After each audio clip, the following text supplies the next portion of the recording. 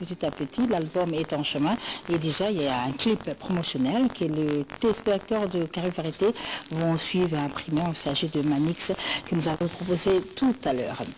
Papa Wemba, encore et toujours. Bakala Diakouba, 100% star. Évidemment, on continue d'en parler. Le dernier album de Maître d'école, Papa Wemba, sera sur le marché des disques pour le mois d'octobre, plus précisément le 28 octobre. Et initialement annoncé pour la fin du mois de septembre, Forever, de génération en génération, qui est le titre du dernier album de Papa Wemba, sera sur le marché à partir du 28 octobre. Aujourd'hui, à Sainte-Geneviève-des-Bois, il va se tenir une kermesse l'avant-dernière parce que la clôture aura lieu le week-end prochain. Le dernier rendez-vous à la kermesse Sainte-Geneviève-des-Bois de Gilbert Ndongala et Mama Rosita aura le dimanche prochain. Mais ce dimanche, évidemment, exceptionnellement, il y aura des invités, Juna Tchanana, des Souza Santos et le Scram, qui vont nous donner leurs impressions en rapport avec cette kermesse de Sainte-Geneviève qui se tient à Paris et qui va fermer ses portes le week-end prochain. Je le disais en titre, disparition de François Bolowa Bonzakwa, Papana Franck, comme on aimait bien l'appeler, qui a été un ancien journaliste ici à la radio, présentateur vedette d'une émission à succès au sein de la chaîne Stéréo, mais également producteur, représentateur de son émission Nganda Yabanganga, qui a eu à recevoir beaucoup de Nganga évidemment, beaucoup de vedettes. Bolowa Bonzakwa, à la fin de sa vie, prestait ses services au sein du canal CVV. Il a quitté la terre des hommes en Afrique du Sud. Sa dépouille mortelle arrive à Kinshasa le mercredi 5 octobre pour la clinique Galima. Levé du corps le vendredi 7 octobre pour le funérarium Les Anges sur le commandement. L'enterrement de François Bolowa Bonzakwa, son inhumation aura lieu le samedi prochain. Mais ici, sur ce plateau, en hommage, en mémoire de Bolowa Bonzakwa, nous vous proposons juste un extrait d'un de ses entretiens dans une de ses célèbres émissions Nganda Yabanganga. Bolowa Bonzakwa. Et pas Kofi. Pour nous qui n'avons pas Jossarte, pour nous qui n'avons pas Pepe Qualité, pour nous qui n'avons pas Jazz, pour nous qui n'avons pas Bana Okete, pour nous qui n'avons pas Kofi.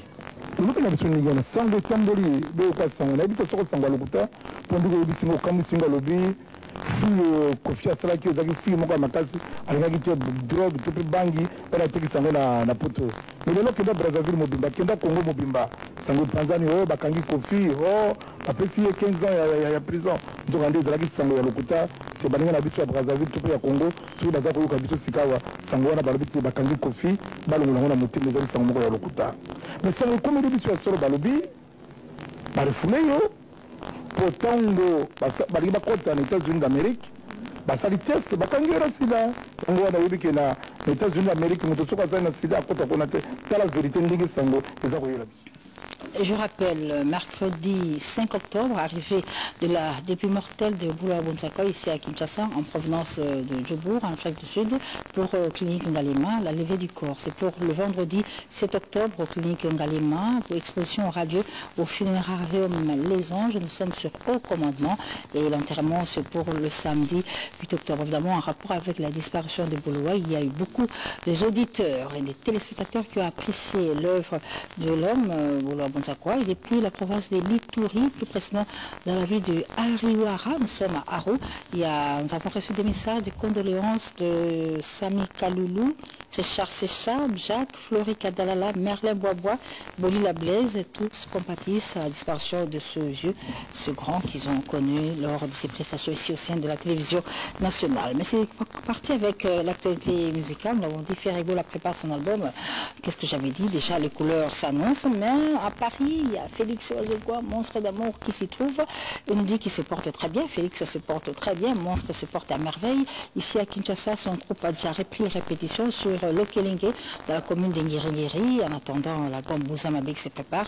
Mais retenez toutefois que Monstre s'adonne à l'écriture. Il écrit un livre sur sa carrière, un livre que nous vous recommandons absolument à lire à sa sortie. Il va se tenir le 11 mars à Paris. En 2017, une soirée qui est organisée par les Kardashians de Paris, dont la présidente est avec nous sur ce plateau, c'est Madame Gina Kikonda. Bonjour Madame. Alors, les Kardashians de Paris. Ils ont association, ils ont musique, ils ont l'ingomba, ils ont association. Et 5-6 bananes. Et 5-6 babassi. on est 10 membres. Oui, il y a un monsieur qui vient de rentrer, mais en fait, à la base, c'est juste des dames. Et le but, vous avez des actions que vous... Nous avons l'habitude d'organiser des soirées, des prestations. Avec ça, à partir de cette prestation, les bénéfices, nous aidons les orphelins, nous venons ici à Kinshasa. Oui, bien sûr, à l'hôpital Kalembelembe. Nous faisons sortir les femmes à moyens limité, tout à fait limité, les enfants. Donc on a eu plusieurs fois à le faire et nous continuons. Et alors, c'est grâce à ces soirées. Qu'est-ce qui va se passer le 11 mars? Alors le 11 mars, nous mettons à l'honneur encore une fois de plus la femme. Le mois de la femme. Le mois de la femme. Donc nous organisons une soirée à Doc Eiffel à Paris. On met les femmes à l'honneur. En même temps, il y a l'anniversaire, les 5 ans des Kardashians. Ah, les 5 ans des Kardashians, des femmes, va être célébré à Paris, le 11 mars. Le 11 mars 2017. Alors, qui va agrémenter cette soirée des femmes, les Kardashians? Ah, ça va être Papa Chéri. Eh bien, une association de femmes, vous n'avez choisi qu'un homme? Non, nous n'avons pas que choisi qu'un homme. Nous avons aussi proposé, nous attendons toujours la réponse de Maman Tchalamwana, de Mégé 30.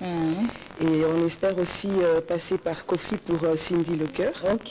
Donc, non, on ne peut pas qu'appeler un monsieur. Ok, d'accord. Donc, on met la femme à l'honneur. Dans les Kardashians, 5 ans d'existence, une soirée d'anniversaire le 11 mars. Papa Chéri est déjà d'accord pour agrémenter la soirée, ce sera à Paris. Alors pour le contact, pour ceux qui veulent assister à cette soirée, comment ça va se passer? Mais en fait, le contact, ça va se trouver, c'est à Doc Eiffel, c'est à Paris. Donc c'est 50 avenue du Président Wilson. Donc c'est à la sortie, juste à la porte de la chapelle. Donc ça va être vraiment pratique.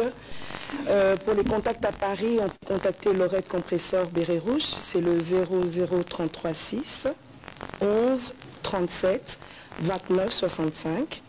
On peut aussi contacter Gladys Soso au 00337 88 27 89 05. Merci beaucoup, Gina Kikunda, qui est encore à Kinshasa pour quelques temps, toujours en attendant les réponses des autres artistes.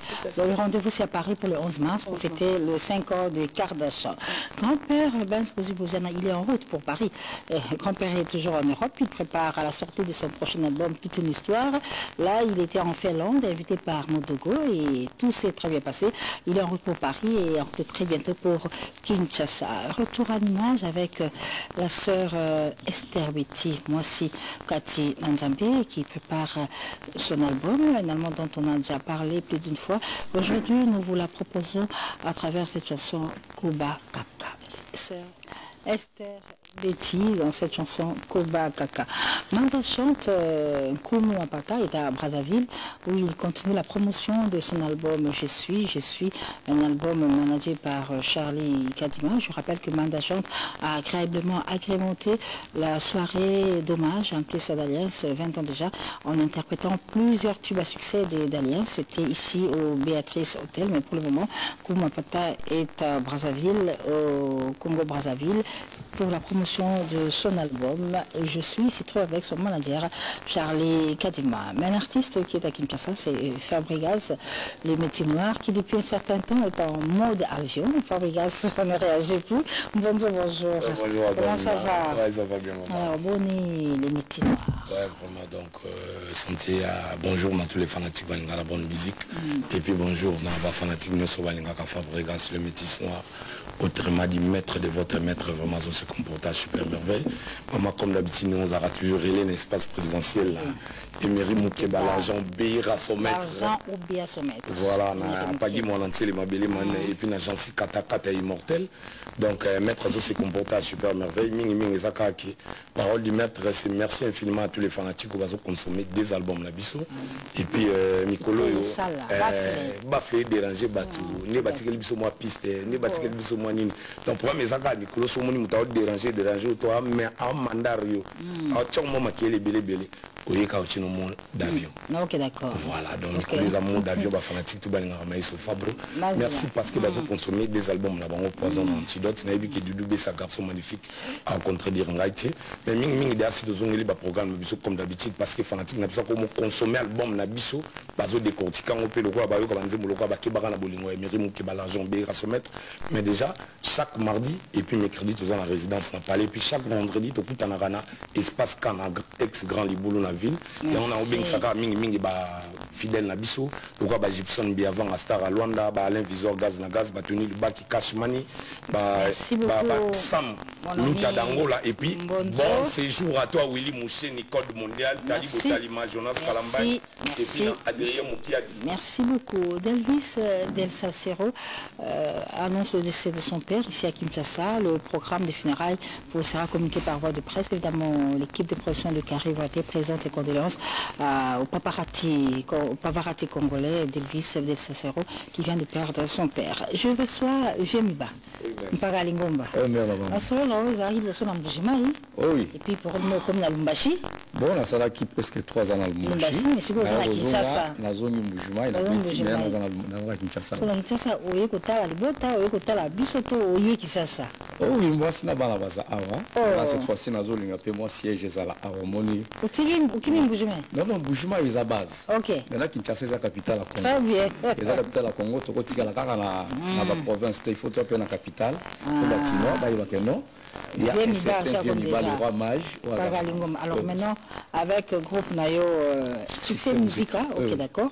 Donc vous avez qui ça sur le siège alors? Oui, tout ça normalement sur Yolo Médical. Ok. Avenue Bongolo, on a Flat Hotel Le Secret. Monsieur Bandi. Des places au salle à répétition chaque mercredi, vendredi. Mais ma soeur, répétition.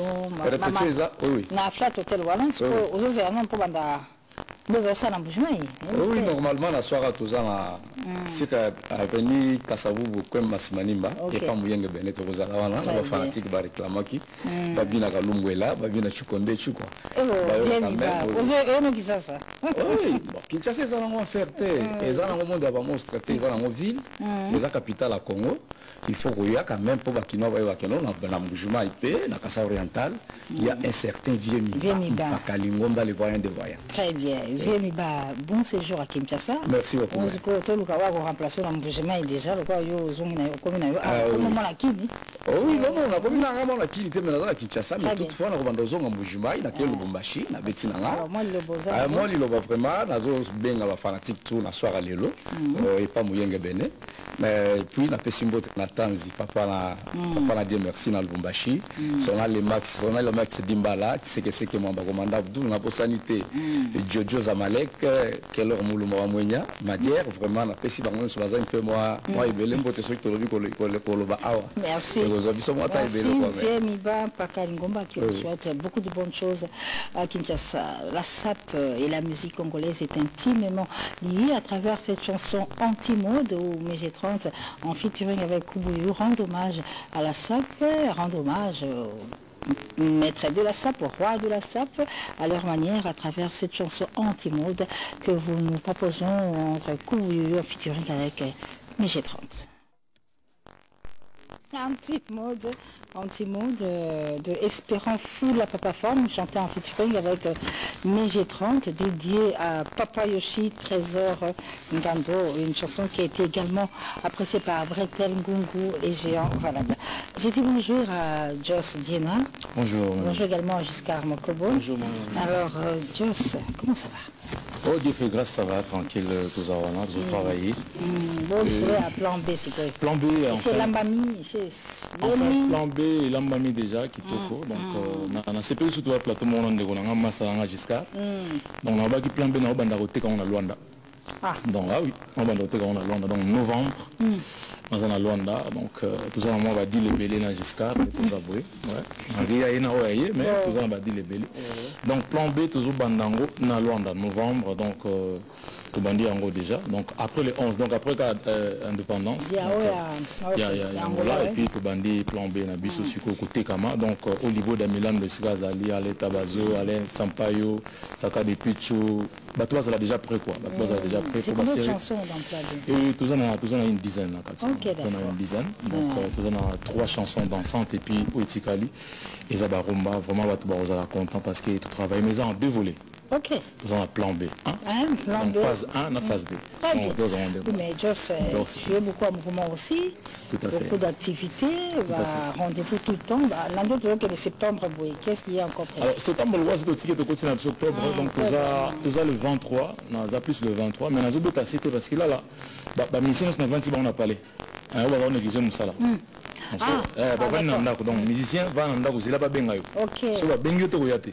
Donc c'est jeudi dans un lokolama A28 dans la commune ya Kalamu quartier Matongé à partir il y a 15h donc recrutement aux guitaristes, aux animateurs, aux chanteurs, danseuses, aux les bienvenus où il y a na royoka so niveau za mamuke na ibni na rosa la mesa c'est dit auto azagi akala le moté me va na ndako donc ça dit mission to akala va na ndako donc na bigi koto ba tumso ati tes amamba été oza conseil ba de deux mots passe ba pesinga ne rombo mfuma banga mo double brassard Simeon Musindo de babi faut ko beta là na zo sala recrutement bango poto bon ça ba production to za nango ya Angola tout le monde sa production to za nango ça dit le 23 to za na Jardin d'Eden.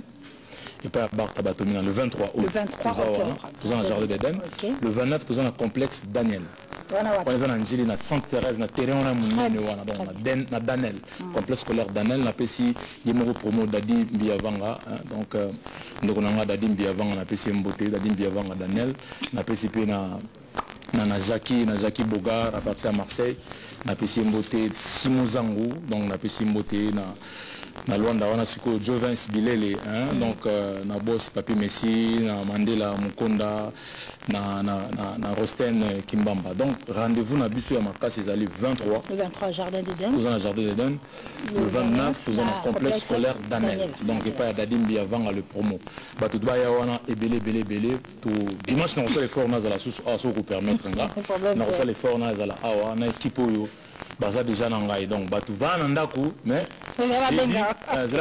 j'ai dit tout ça bon a lokolama A28 donc voilà j'héritage à l'architecte na pesi mbote Simon Musindondo Simon Zango na Paris bienvenue sur ngai bobi kande to sala Olibo de Milan encore une fois merci beaucoup Joss Diena jusqu'à Mokobo bonjour alors tu évolues à Luanda c'est ça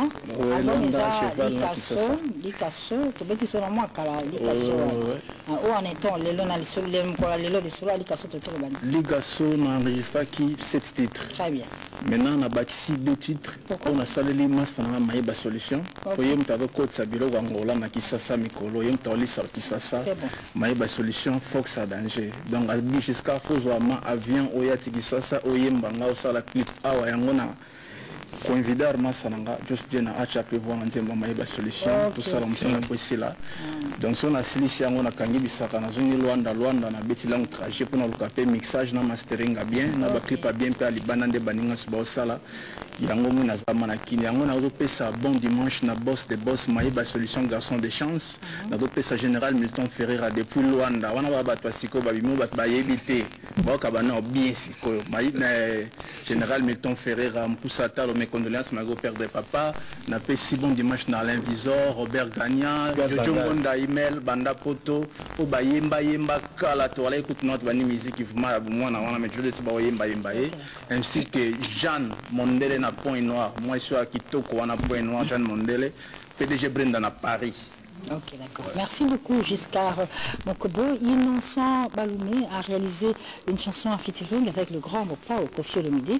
Et Innocent Baloumé nous annonce que déjà ce dimanche 2 octobre, la sortie de ces chansons sur audio est déjà disponible.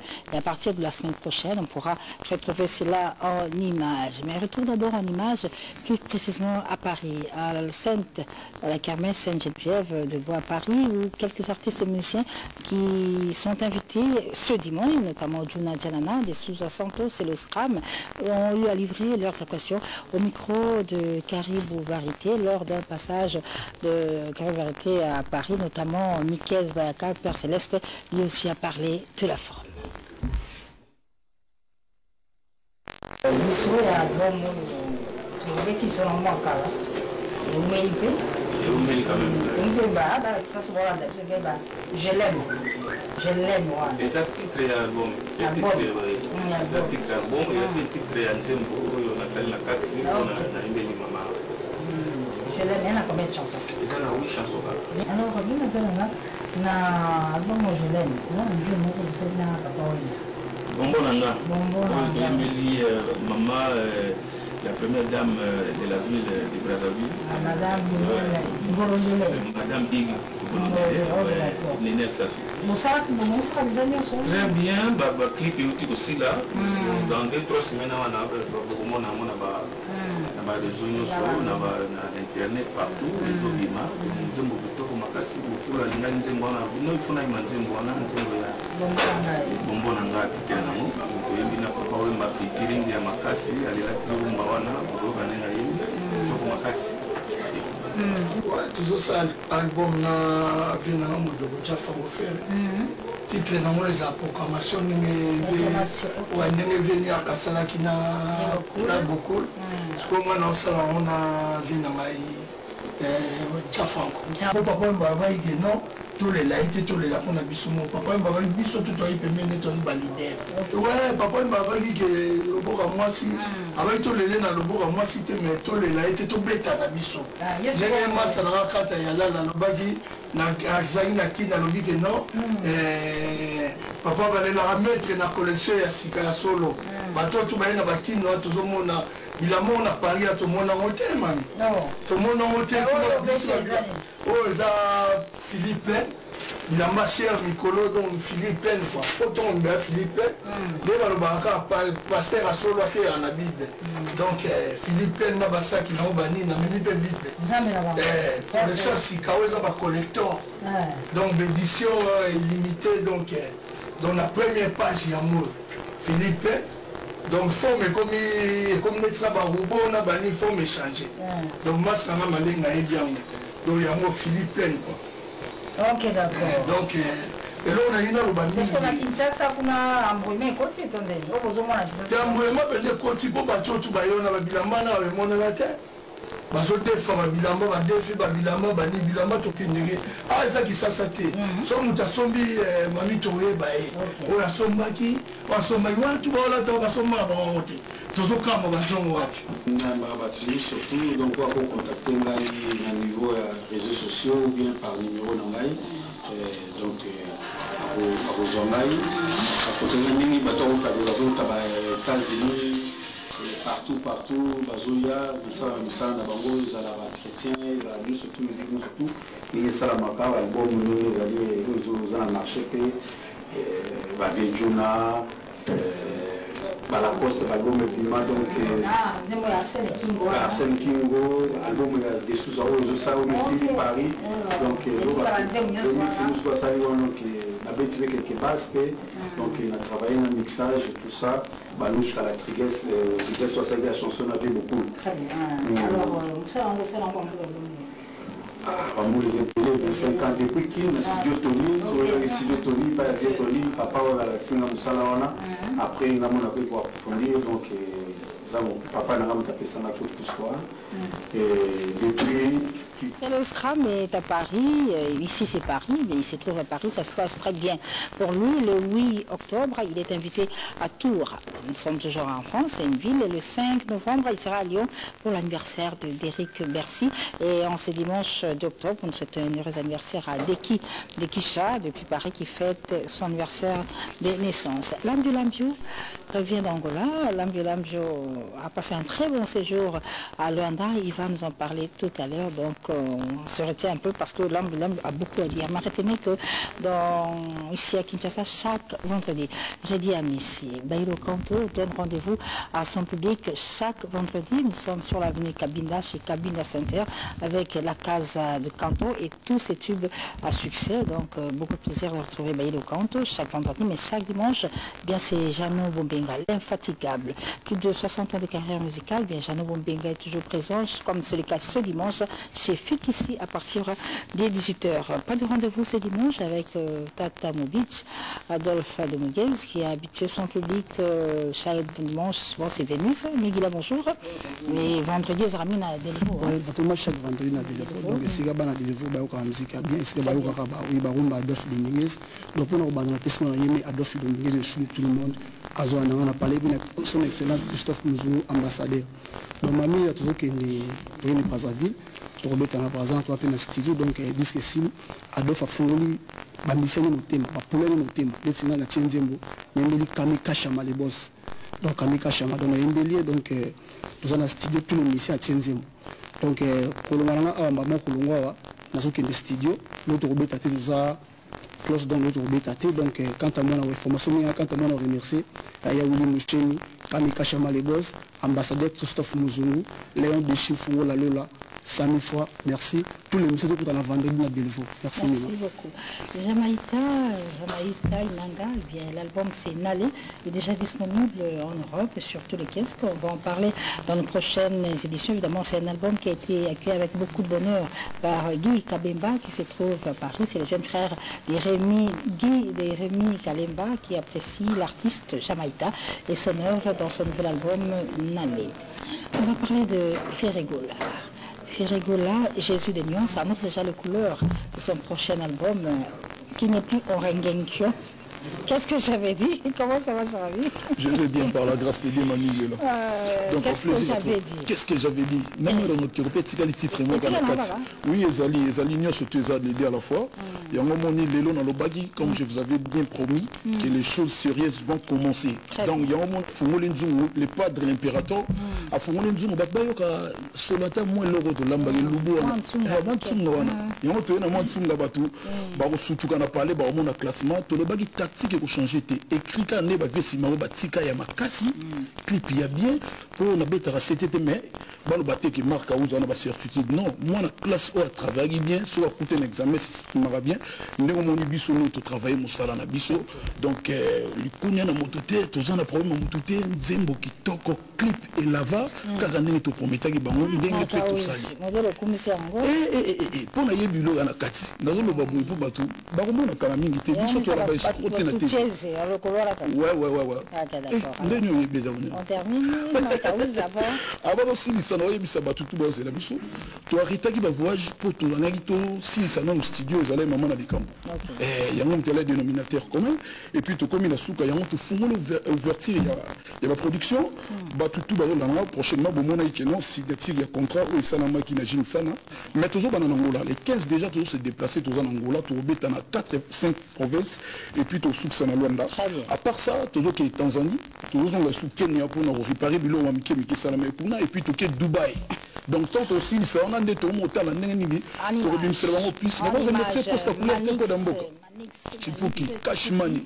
C'est cette chanson qui annonce, qu'est-ce que j'avais dit, de Jésus des nuances, Ferregola, que nous dédions à Roger. Cette chanson qui annonce déjà les couleurs de qu'est-ce que j'avais dit a fait beaucoup plaisir à des dames, principalement à Myriam Madika et Elise Kawata, qui est à Paris, mais également à Chantal Ikoua la Grande, mais aussi Mireille Ouakake. Évidemment, l'album, qu'est-ce que j'avais dit, Claude Maluma annonce déjà qu'il attend cet album avec beaucoup d'impatience et souhaite déjà bien de bonnes choses à Ferregola et son prochain album. Nous allons parler de Guy Moller Mapamboli. Il vit et évolue désormais, vous le savez, à Lumbasi-Wantachi. Nous sommes dans la province du Haut-Katanga. Il donne rendez-vous à Semeloman le 5 octobre. On a bord et Zanga Kombo. Nous sommes sur l'avenue Révolution. Invitation cordiale à Emmanuel Kianda, Kolomabile, mais également Arthur Koulou. Roger Ngando, bonjour. Bonjour. Blanchard Moussaka, bonjour. Bonjour, mamie. Alors, Roger. Oui, bonjour. Bon, on va parler de Piala, ça c'est sûr. Ouais. Mais je tiens quand même à signaler que désormais, il y a un rendez-vous au Planète Sono avec soirée pyjama. C'est désormais chaque jeudi et Tikali Bongo avec l'agence Millennium. C'est comme ça, Roger? Oui, c'est comme ça. Tu confirmes? Oui, je confirme. Chaque jeudi. Chaque jeudi à partir de 19h. Alors, 2 semaines, il est qui déjà? Les enveloppes pour nous vendre au Kaougat. J'étais joué Papa Chéra Bomibiso. Mais Bissio, la bataille, c'est compliqué. Famille paille. Chez Gepa Binayo Kaki. Mais on s'est quand même organisé. Encore une fois, merci à Papa Chéri de Selbiso. Énormément plaisir. Même Presse Ngali Mantel, les multimillionnaires. Najibson Biavanga. Oiseau séjourné à Kinshasa, c'est là qui a acte très noble. Mais pas le pouvoir est centralisé. Donc c'est Papa Chéri ou rien.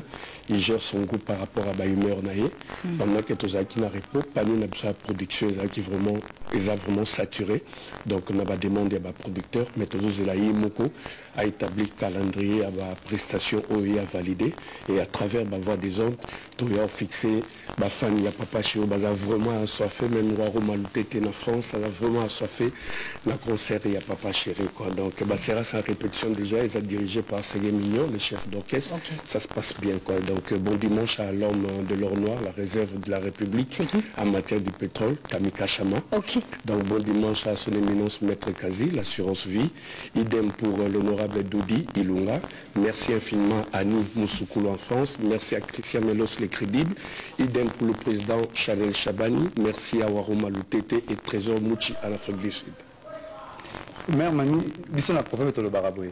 Tolbabo na proverbe qui est pour ça maso si la mokolonda ko si la maso atonganda ko na sora le la bobenga na donc même pas papa chéri pour ça na bino si la raté toujours dans la besoin na bino kalaté sur calendrier bani trop c'est pas trop bêta boya bo c'est pena papa chéri ensemble la personne mbote na Martin Massinga les mondialistes mais Kani Marie Muyamba Prince Ngale Mantele Camille Maître Camille Luma Blanchard Kabanga mais chapine du best national Jean-Pierre Foulama Blanchard Kabanga Blanchard Moussaka merci beaucoup Falati des jouer piano à retour.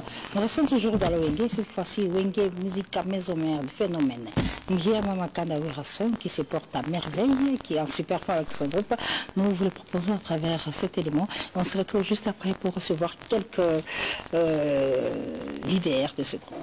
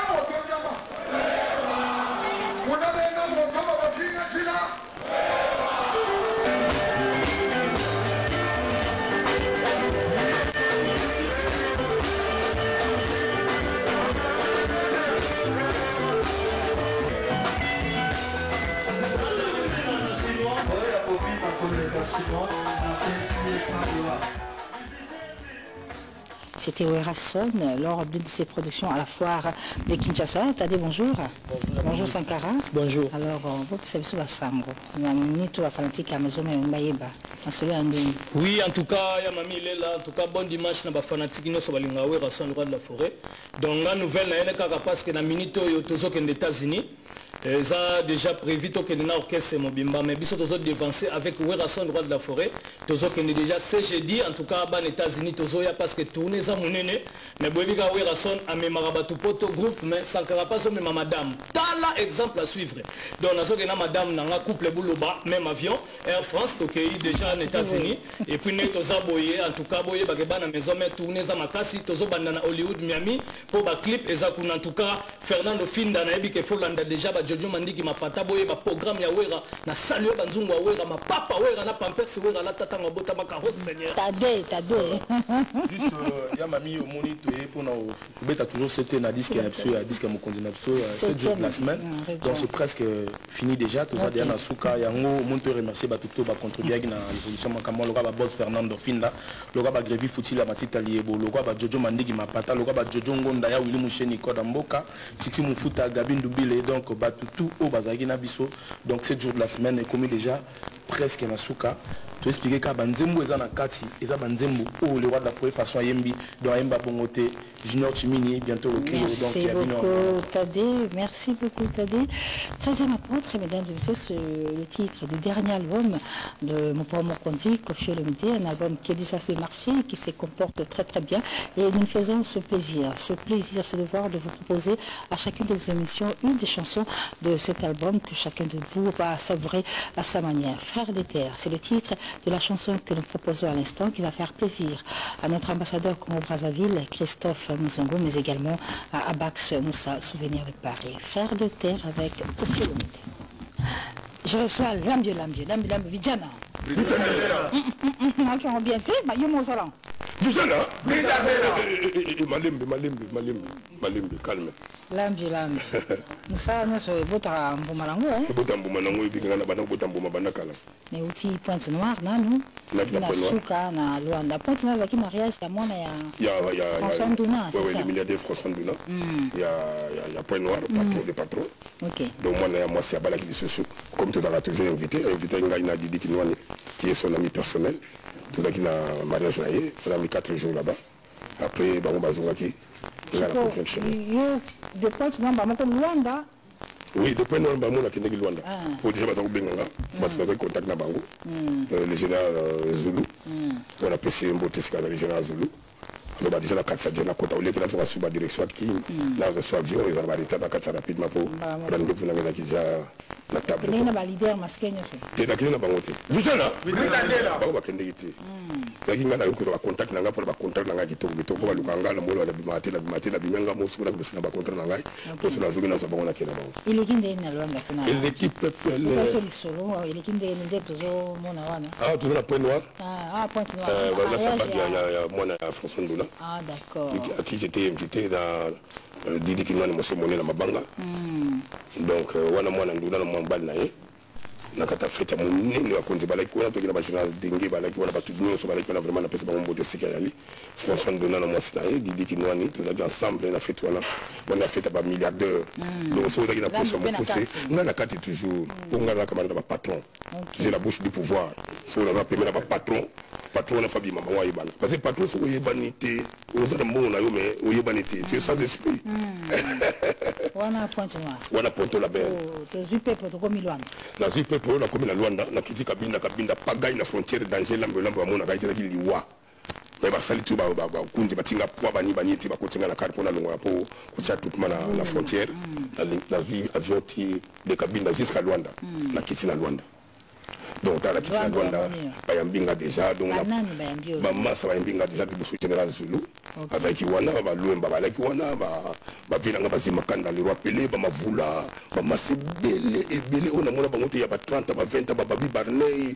ba Frank Njinji na mwasi ba tunis ba tonda ikuna ba rozelanga et puis na kiti na yana séjour na bino na ko beta tena aussi ka ba contre na OK ba bino yo ko beta tena ko beta te il faut to ça il a yo barbecue oui il soit barbecue ana mais soit barbecue ba sai pour na lambe na Luanda na rua 15 na rua 15 na rua 15 wana dali wa ria 15 donc rua 15 donc wa place moko yana tiala kisasa neti nini neti ba oshwe donc ba teka mbongo pour nous ça minene ça mawana donc ba kutu ba tout mati mais kutu na motalunga selanga pizza nini barbecue wana le akiko tuna zai banga bonete ba koboya le ba lambe ma jivel donc lambe mo mukolo il y a dali mutasa papa mbaza c'est un vieux pour ça là donc je suis le premier artiste congolais au ba salili barbecue na rua 15 na mardi dans les salamati vite là faut que tu nous montres sur la loi de artiste congolais ça kenda kuna na bayamba ndingo na tv na barbecue ndingo na rua 15 au mbila ko yakanga bino mais ngaba permettre mbila sa sécurité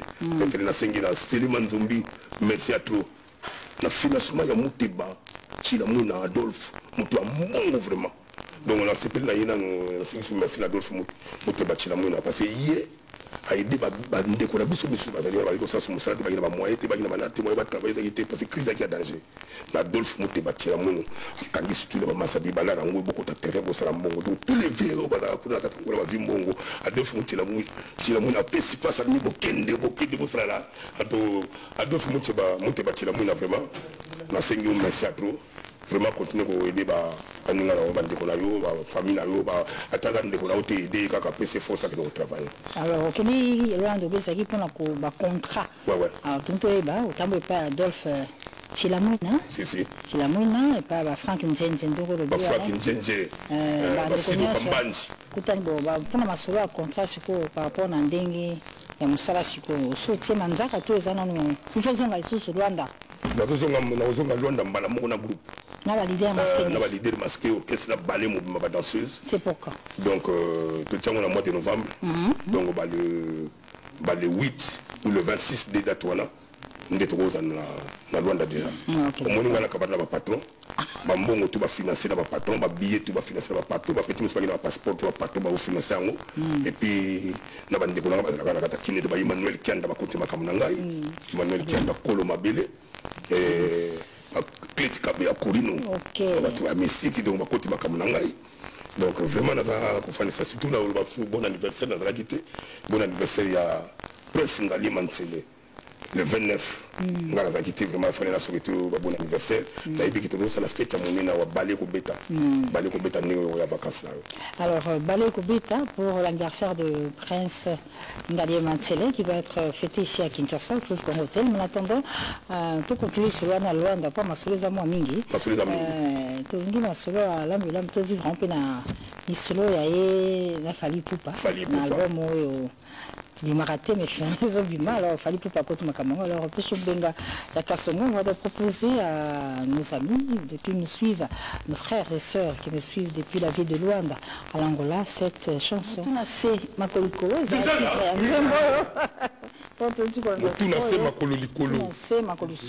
Évidemment, tu as les encouragements de Paulin Fekele.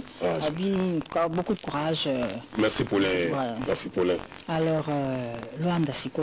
Luanda Siko continue.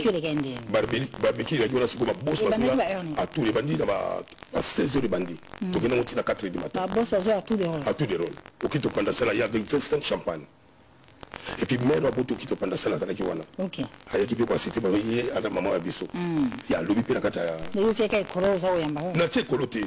On va appeler ça la personne à droite gauche, moi, il y a. Exact. On va appeler ça tu vas la bangoté. On va camarade dans la banque qui va appeler ça camarade dans la banque, on va appeler ça toujours la qui qui peut monter mon attaque, monter dans la suite. On va voir quand on a un king, on va vous mettre en place. Alex Fumunsi.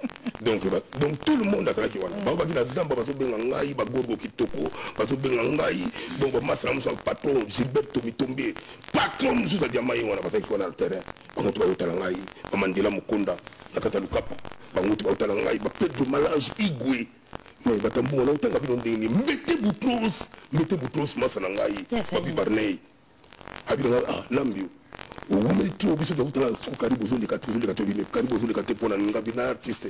Il y a des moments où on a eu les cas. Il y a des moments où on a eu les cas. Mais il faudrait toujours avec actualité en haut. Je sais là.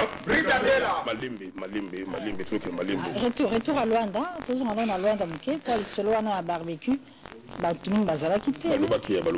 Batun Balobaki. Ashidoka Luyalu. Vraiment. Balobaki Ming alors. Alain Rama depuis Matadi. Angeba le solo à barbecue. Nan Kiskelele. Chondo Amboui. Chondo Amboui. Vraiment. Oh, alors toujours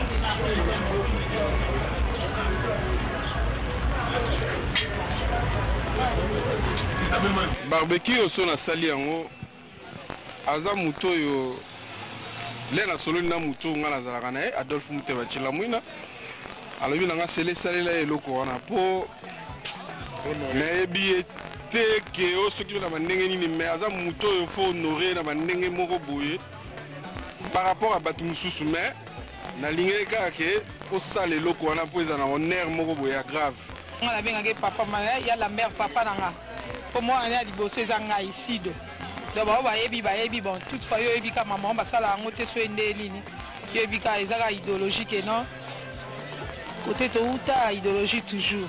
Aye on a CP ça peut waninga mususu wa lobina ya kaifuna ya. Funa ya. Aye pas petit nanga bon comme d'habitude na linga nanga ko bima na biloko te mais na bimika petit nanga non ça ne. Donc ceux qui font la MBA pour prendre contre qui montent dans Zambé quoi. Parce que ils ont donné n'importe qui te au cas où ils vont tout le monde basile quand ils vont bomber bantaba. Ba payer ba bon quoi ba bailler donc oya ngandeko. So mo ngana fanya yo ebi. Oya zapena nga kati. Nazali ko remercier arrivé à Lambio na kati ya mboka. Donc awa tozana Luanda. Donc tant baloba que non Luanda couloir ya Luanda yango euro à 15. Donc ils ont des mots oh non biso na Kinshasa oh boza soki na Oshwe oh na Matonge na Bruxelles tozana Matonge na nini tozana les Château Rouge. Donc voilà. Donc Lambio c'est l'un de mes vieux oyo penda que na sepela rapé na estimaka na kati ya motema nanga. Donc na sepela kana le loka liboso na simplicité na ye humble, il est trop humble vraiment. Donc la plupart de mes missions on a mona deux fois baya en Luanda ou bien baza otambola partout dans le monde baza na ba maître. Mais il na moni azane na maître té aza vraiment humble, aza simple.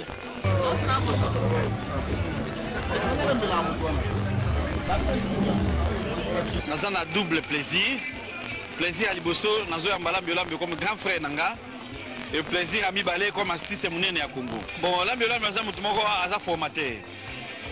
A former makambo ebele bato ebele toko lo baté à la télévision a former bato ebele a continuer à contribuer ninga zo contribuer na Congo ezo sala biso bien pour bino bokoki kozala bino moko contre muninga na ye jamais il faut amour ezala pour bato bamona yango ne na moni amour bato baye pour na kombo ya mwana nanga na sepeli donc azafe moko a contribuer trop pour na Congo.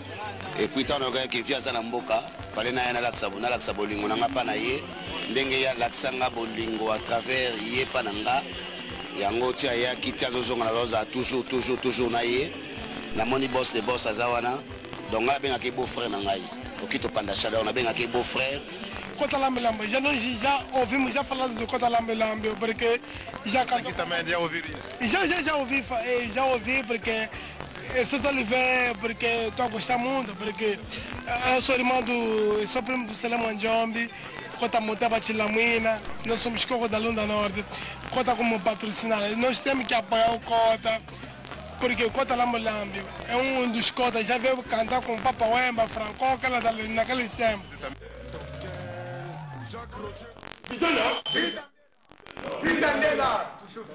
La société, chaque chose a son temps. Très bien. La sali tout na mboko yo na mérité ma fleur. Et la lité ya disque maté mboka mupaya bazolela. Boso na filmer ya kabinda. Lingeza ndengeni. Donc partout dans le monde voyez que Lambe c'est le chorégraphe congolais le plus connu à RDC. C'est la discussion té. Merci, on va se séparer bientôt avec Lambio.